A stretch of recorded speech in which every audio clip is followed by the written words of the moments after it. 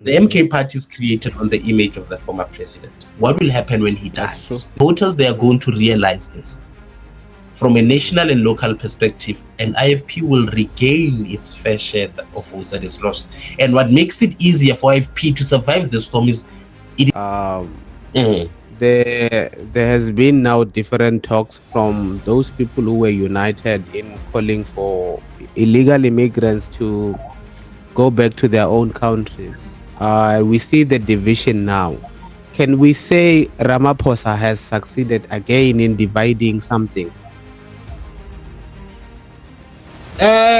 I want to make an example, although it might be quite conspiratorial. I want to make an example. The Buffalo is forced to go to Washington, D.C. to meet Donald Trump to explain on the issue of this so-called white genocide and farm killings. We know that the meeting didn't have a positive end. We know that the president didn't lose himself because he's a seasoned politician compared to the Ukrainian president a few weeks before when he was there. Yeah, I remember this. But what happened after Ramaphosa left? Donald Trump and Elon Musk fought. Hey. The MK party is created on the image of the former president. What will happen when he dies? He's not going to live forever. That's the thing. That's everyone else's question. Number two, constituency of the MK party is a Zulu constituency. And the Zulu constituency traditionally has always belonged to one party, which was Inkatha Freedom Party. This is where it becomes interesting. Inkatha Freedom Party is a party that is used to being marginalized, where they lose a big portion of their voters simply because there's a new political phenomenon. But later, they go and regain those votes. So what MK party? You'll come in because it's related to what you're about to say. So I don't want to come and ask a question that you're already addressing. Where does this instability that is happening in the MK place the IFP in the next local government elections? Yes, I understand now why you asked that question. It fits in very well to my thesis here. IFP is a party that is used to being marginalized. They are used to lose a big fair share of their voters based on a new political phenomenon. But what we've seen is that in the next election cycle, the IFP, they regain their lost voters. So right now, I don't think IFP is panicking. I don't think they've lost wards. They might have lost the province. They might have lost municipalities. They are going to even use more municipalities this election. But I don't think they are threatened. Why? When you look at the political instability that existed in MK party, and the party created on the issue of the character of the former president. Yes. When you put those two together, in the long term, you see MK party is not a viable project for a long-term basis. Thus, the IFP knows they are going to regain their lost voters. They've been through this before. How do you think the IFP felt when the ANC was unbanned in 1994? They were marginalized. But then they didn't know how to react. That's why they reacted in a very violent way. You remember the massacres that happened and all of that. Yes. What happened to the IFP when Mandela became president? They were marginalized. What happened to the IFP when the National Freedom Party broke away from the IFP? They lost their votes. All those people who left with the National Freedom Party, they went back to IFP. Okay? All those, what happened to the IFP when Jacob Zuma became the president of the country in 2009? They were heavily marginalized. Why? Zulus were then forced to go vote for Zuma. Why? Because at that point, he was the most senior Zulu politician in the country, higher than Mangosuthu Gachab Teles. Okay? But what happened in the 2014 election? A big share of voters that left the IFP to vote for Zuma, they went back to the IFP. We saw in the ward where his home is in, where he stood in line and voted with them, but they still voted for the IFP. So this is a political trajectory that the IFP is aware that they lose voters, but after an election cycle or two, they come back. When you look at the instability of the MK party, the party resting on the popularity of the former president, These are ingredients that shows this is a party that is prone to instability. And voters, they are going to realize this. From a national and local perspective, an IFP will regain its fair share of votes that is lost. And what makes it easier for IFP to survive the storm is it is a party that has been associated with the Zulu royal house. You have to And understand, in while still Kati, talking, Ikata Freedom Party comes, it first emerged in the 1920s, created by the then Zulu king. I forgot his name in the 1920s. I think it was Cyprian or Solomon, King Solomon Gadinuzulu at the time. It was created as a cultural movement, Inkatha cultural movement in the 1920s. It only starts to become a political party in the late 60s and early 70s. So it's a party that is strongly intertwined with Zulu identity. There might be disruptions to that, but that constituency, they will always fall back on the IFP because it's a trusted Zulu institution, if I can put it like that.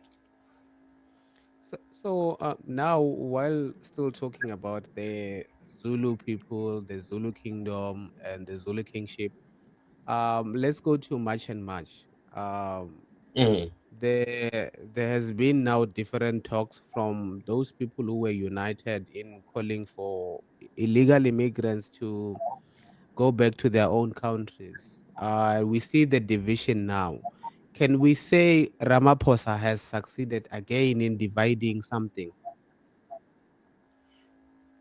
Uh, I want to make an example, although it might be quite conspiratorial. I want to make an example.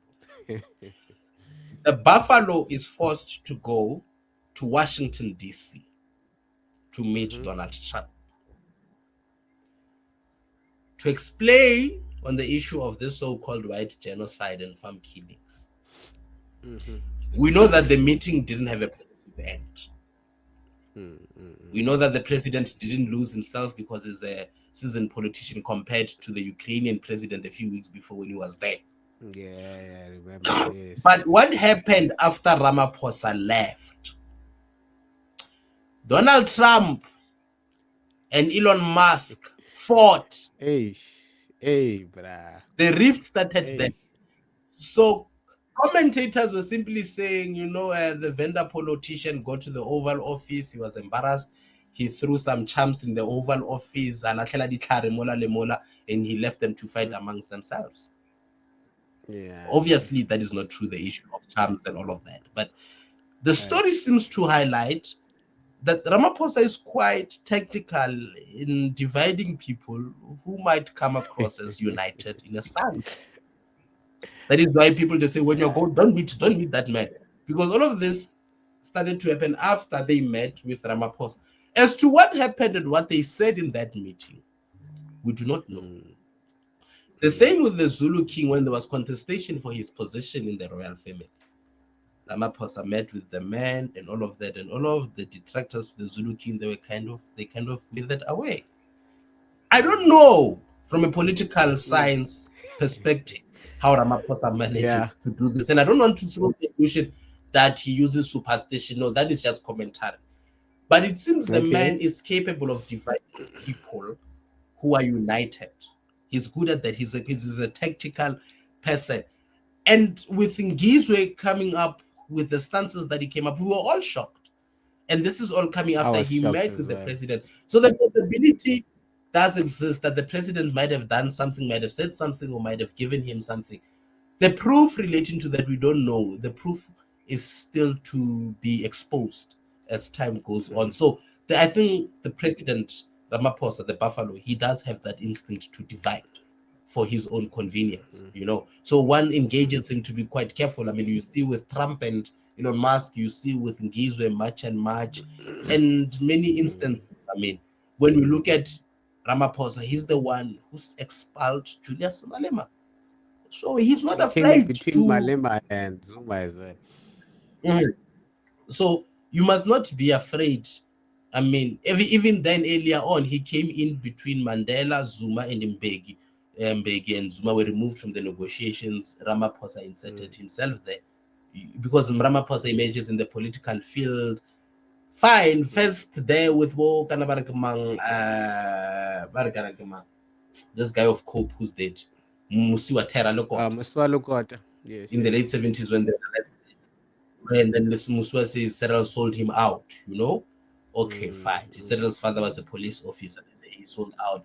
But Cyril appears strong in the political field after the 1985 speech where P.W. Botha gives rights to trade unions to say black people can be members of trade unions. That's when Cyril comes in heavily in that, and then he was now appointed to sit in boards of mining companies and all of that, and he becomes quite instrumental as the middleman between the ANC and the apartheid government. But out of nowhere, he's parachuted to lead negotiations, whereas it was destined to be Mbeki and Zuma. So that is the notion of it also goes back to the issue of parachuting people into positions that literally they were not expected to be in. So that is the persona of the current president. You need to be careful when you're dealing with him. He plays his card very closely to his chest. He takes his time to act. But when he acts in an efficient and effective clinical precision, if I can put it like that. He doesn't miss. Clinical So precision, he's a and it sharpshooter. always gives the definitely slam dunk 101. But can we say money was a factor in that division? Yabo much and engagement. Pagela. You cannot rule that out. We don't have proof, but you can't rule that out completely. I mean, we hear the explosive expose interview that NDZ made a few days ago to say that Mbalula was handing out money like this so that Cyril Ramaphosa wins. So with Cyril winning, money has always been an important factor. So we do not have proof, but we cannot rule that out entirely. Not even a bit, we can't. And if it happens, we can never say we are surprised either. Okay. No problem, I could say. I think the conversation was very productive, and we're just running out of time. But I'm very much sure we can still organize again, and there's a lot to talk about. There's a lot to unpack. Definitely. Yes.